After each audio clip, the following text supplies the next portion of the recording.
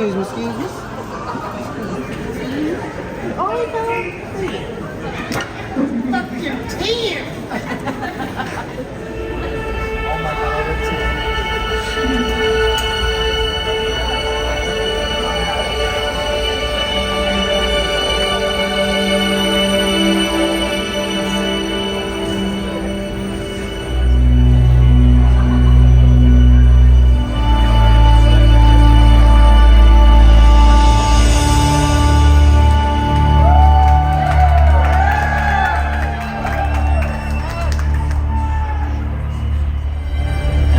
We have laws. In West Canaan, Texas, there is another society which has its own laws. Football is a way of life. I'm Jonathan Moxon, but most people call me Mox. Hey, Mox! You skinny ass bitch! Let's roll!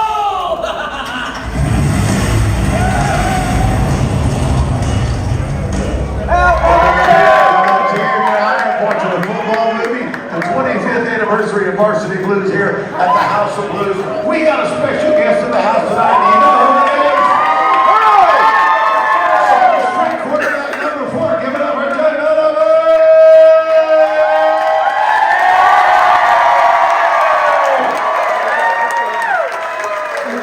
What again? How does that feel? How you doing? Good, man. So you got to Texas as soon as you could. You made a movie about Texas 25 years ago. I did. That helped launch you into international superstardom. Yeah. But the reality is, your father was an athlete. Your career as a thespian was actually hamstrung by athletics in your youth. Is that right? That's actually started by an athletic injury. You're Danny Zuko. Yeah, I got a concussion playing football, so that's where I started acting. So then I got smart enough to hire somebody else to take the biggest hits for me, and then I just throw the passes and look pretty. So now your dad was a baseball minor league player, a pitcher. Yeah. Did he give you some coaching on how to throw the football during the takes? Yeah, definitely. Yeah, I was brought up from my dad. Yeah, he's a pretty good pitcher. We got a meet and greet coming up, but right now it is the official Q&A period. Let him sit down. You guys, we got a microphone down front center here. We got Rally Unicorn's going to make sure everybody gets under control. If you'd like to get up and step up and ask some questions, you have your own time, and everyone's going to film it, so you're going to be Facebook, photos. I got a question. By show of applause, would anybody be interested in a sequel?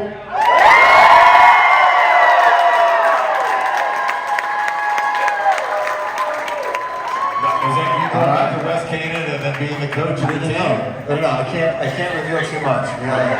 Oh wait, no, is that a, are you throwing breadcrumbs out here? I'm throwing breadcrumbs. State your name. Don't tap on the mic. You see that on television? This thing on? You can go. You pull it out. Pull it out. Pull it out. Petey. I'm a huge fan. I've watched quite a, about a bazillion times, Varsity Blues. So, welcome to Houston. Thank you. My question is really sort of, I guess, 3 parts. Okay. Yes, and maybe. So you have children. Yes. Will you let them play football? My son does flag football. And then, have they ever run the hook and ladder? 12-year-olds don't do well with the hook and ladder. It doesn't. The coordination is just it's a wasted effort. Yeah.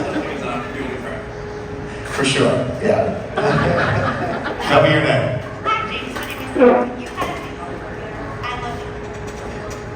Thank you so much. I love every time somebody says welcome to Texas and they smile the same. Love it here. Yeah. What is the best Alabama Oh man, you're gonna make me cry. This movie happened when we were all so young, and this was such a big opportunity for all of us.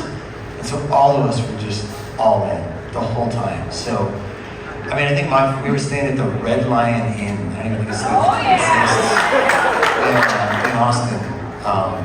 And I just remember going to that crappy little hot tub out there with everybody and just talking and just being so excited about like, you know, what day does Boyd get here?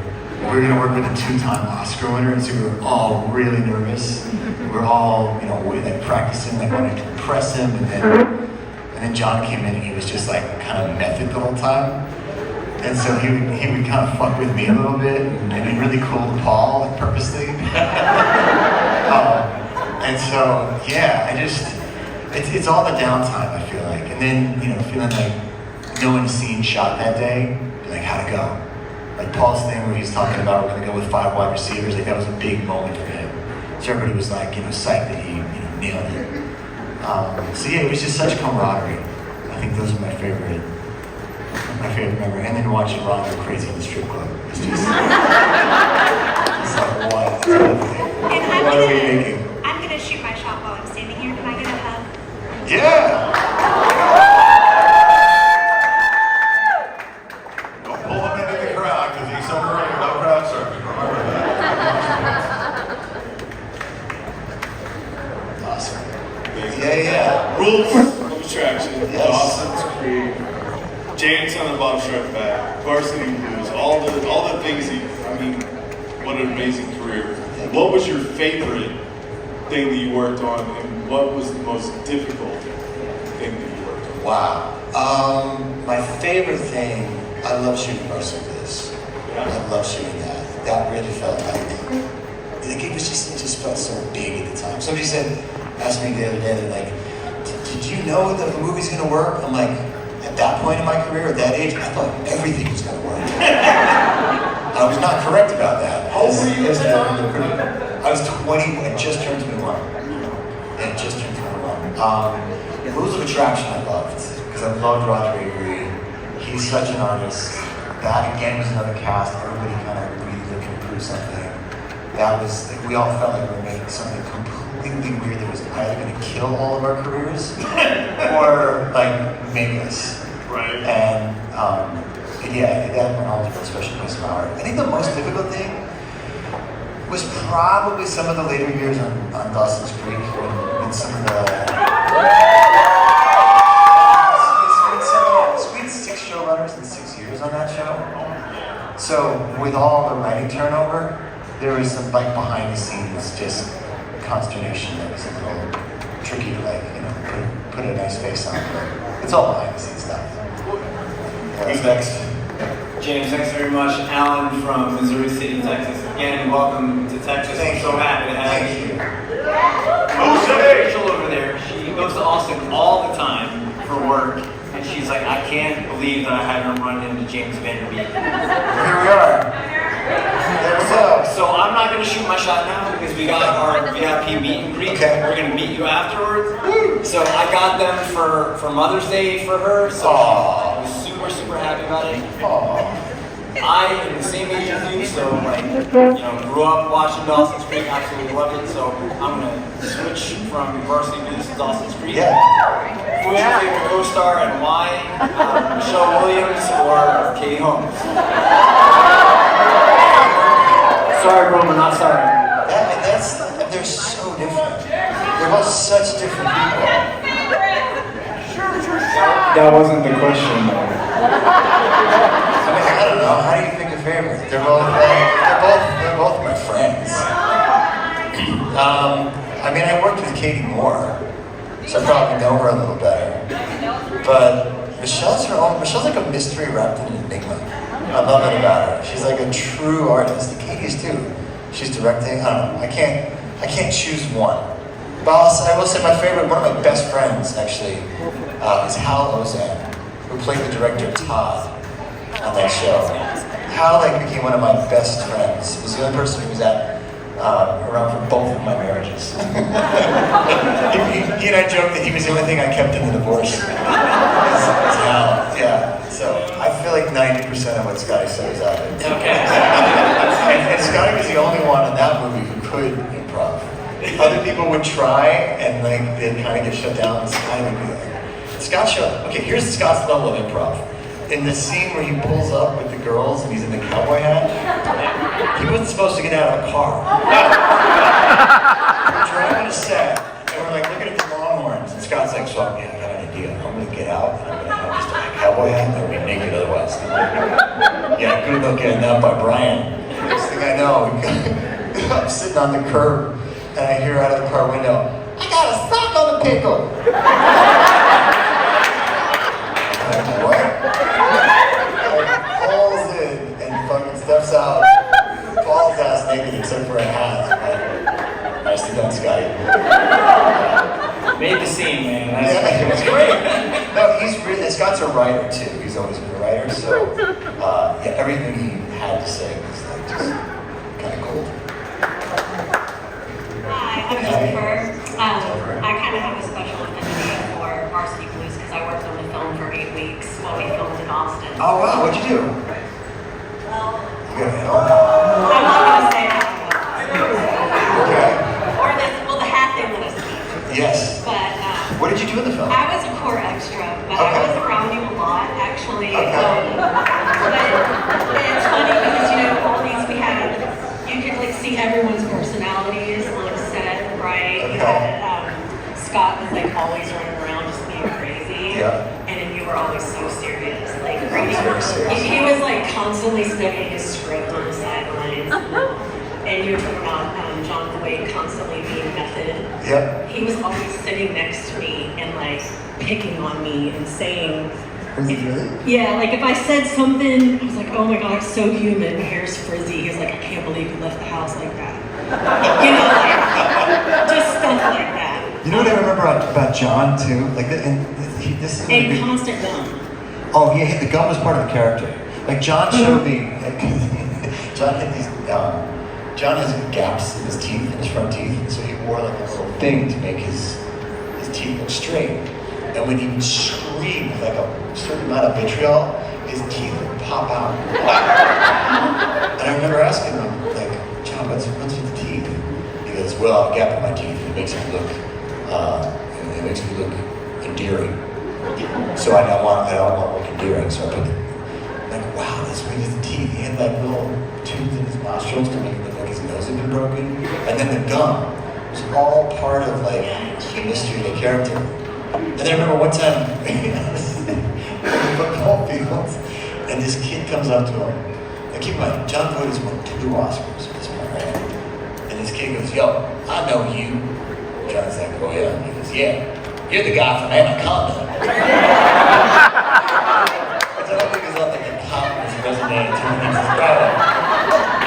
And John just doesn't, he's like, yeah, that's right. Yeah, man, the snake ate you. And he goes, yeah, I was a bad guy. Hey, remember that scene where you said, and he starts playing the scene with John, and John played the scene out with the kid from Anaconda. It was like, that's amazing. That's So I think that was Brian's first film, right? he had done Good Burger before. Okay. But it's his first big film. Yeah, so what kind of that summer of '98, there was a lot of filming going on that summer. There was The Faculty. Yeah, Robert Rodriguez, The Faculty. Yeah, all of those. I think Office Space was filming. Yes, Mike Judge I was have a filming funny stuff story at that about time too. Office Space. Yeah. Yeah, in my audition book, I wrote Office Space. This movie looks like crap. So I didn't go to the audition. That's funny, right? I look back at it now and I'm like, oh, that was so stupid. But so like that whole summer in Austin, because y'all were all there, it was kind of like a golden age almost of all the filming. So how was that? Being part of that, were y'all around any of the other crews? Because they were all being filmed on. Yeah, I remember hanging out with the other kids in The Faculty with Hardman and all those guys downtown on 6th Street. Yeah. So what is your favorite scene that got cut that didn't make it? Let's see. There was a sex scene with Amy Smart that got cut. There was. Where's my drum? There was a scene with the little brother, but the brother like asks me what God is, and I get this whole monologue about God and angels, and it was like one of the things that made me want to movie. And it had no spot in the movie whatsoever. And when it got cut, I was like, oh my God, that's such a good scene. And And then you watch the movie, you're like, where would that scene go? Like, it's just a complete non sequitur. So, yeah, probably that one, I imagine. Is there any way I can get you to sign my book? Yeah, of course. Good job.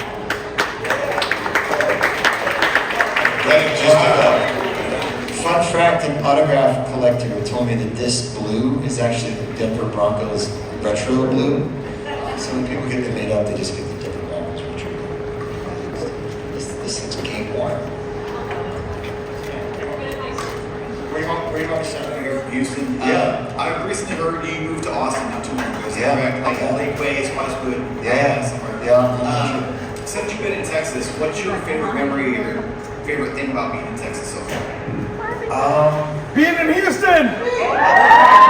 There's something about hearing country music at the gas station. I know it sounds silly, but I just feel like, I don't know, like I get out, I go pump my gas and hear country music, I just feel safe. I don't know what it is, yeah. I mean, I've got amazing neighbors, everybody I met is great. I love the people, I love the vibe. Texas or California? It's not even a contest. Listen, California is beautiful. California has amazing weather. California has snow, they have beach, they have great 72-degree weather almost all the time. And Texas still runs. All right, James, Jason Alexander here. Quick question. Yes. We've been discussing this for 25 years, my buddies Okay. and I. Now, obviously, I made the right call. Any chance that Mox wanted to kick a field goal and send it to OT at the end? Or was it Lance? Did y'all have that much faith in the hook and ladder? It didn't work in practice. Y'all were laid on the line, and after OT, you were on a heat check.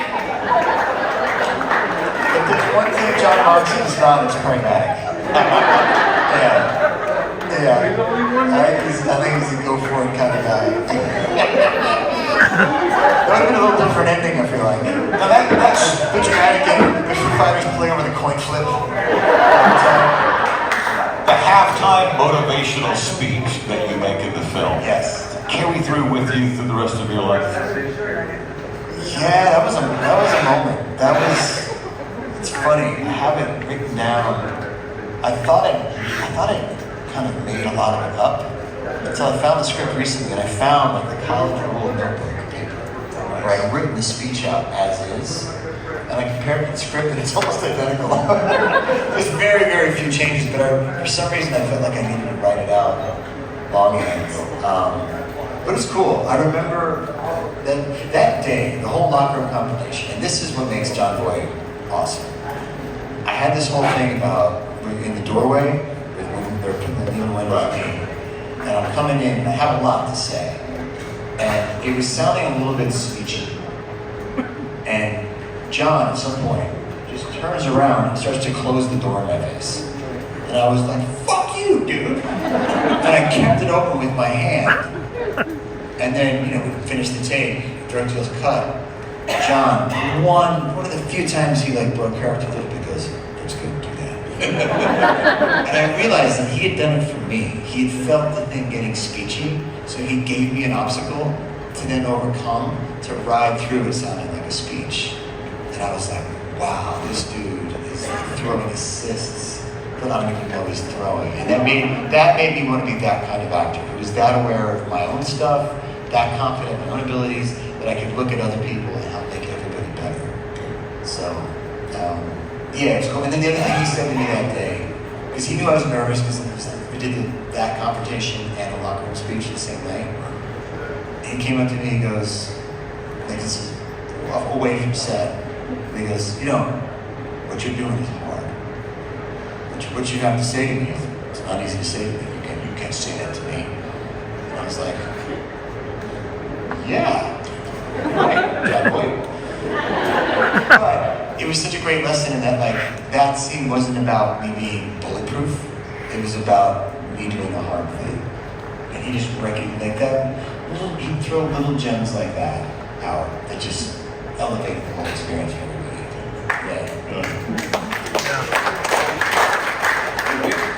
Weight to clean bikini scene. Okay, who are the over-under on question number 7?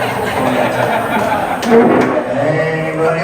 Okay. No, okay. Yes. So how long or how many times did you purposely mess up your mind? I'll be honest, that was day number 3 of shooting. So quite a few. And I was still struggling with the accent just a touch. And trying to figure out how to say no to a girl in a whipped cream bikini without losing the audience. And there was, we shot at a house and there was a train track nearby. So, I did not purposely mess anything up. That was a hard enough night of shooting as it was. Yeah. But Ali was a sport. She was good. So I also have a Dawson's Creek thing where is there a reunion, like just, maybe just a show, one time? I mean, I'd be down. If somebody, like, it'd have to be great. Because the one really nice thing about Dawson's Creek is that, like, none of us are in jail. Like, we were talking about, we did the 20th anniversary photo shoot for Entertainment Weekly, and we were looking at each other and we're like, we all came out okay. Like, we're all still working, we're all doing all right. Like, are we trying to find another character from that era? I didn't have somebody who like smiled. So, yeah, like everybody's working, so it'd have to be amazing. But I mean, that's good. Yeah. We kind of like tried to not have it. Is it true that your name in Dutch means of the creek? It means by the brook. By the brook? Yeah. The creek is cute. I don't think that's a Dutch word though either. I don't think, creeks. Thunder Beek. I think we're all thinking about it. Right? Right, yeah. Miss Davis or Darcy? Both of them! Do we have to pick? It's Texas. We can have everything. I think you got it, Darcy. But by a sliver of whipped cream. I appreciate it. Awesome. And one more question. Do you remember Colette Harbor, Lance's mom? She's sitting right here. This is my wife, Tiffany C. Love. She was in the movie. This was Stand up!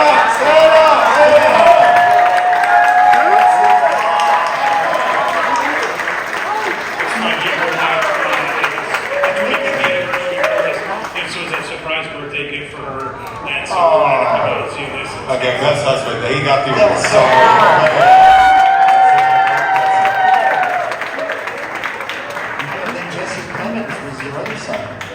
Yeah, Jesse's like got an amazing career. Yeah. It's good to see you. Hey, we got a little one. Hi, my name is Elise. I'm from Ohio and I was wondering if I could take a picture. Of course.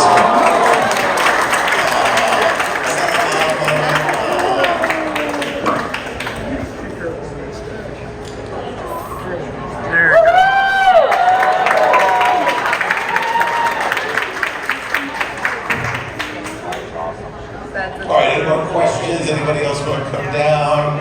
We got the VIP coming up. Wait, you promised you weren't driving. Are we still good? Okay. See, the police are waiting for you over there on the side. Stay on the side. Wait, no, wait for me? Get out of here. Everybody loves that one. All right, go ahead. Ask one more question, but wait, please don't. It is a beautiful puppy.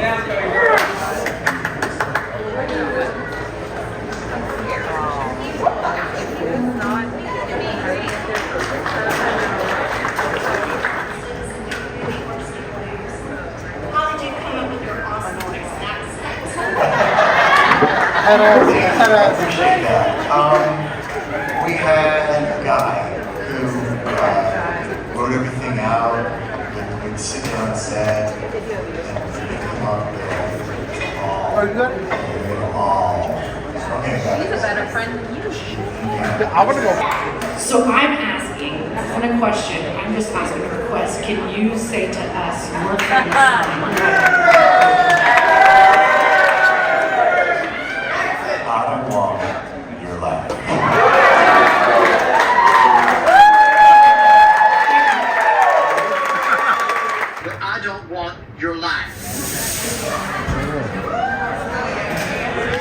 he is.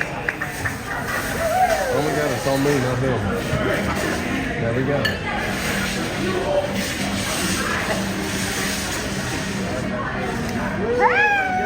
Come in!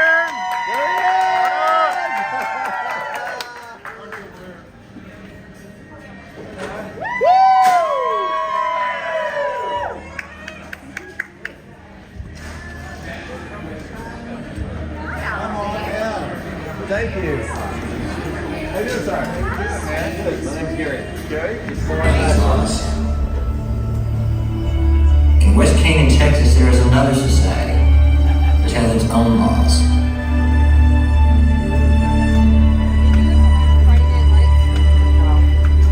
Football is a way of life.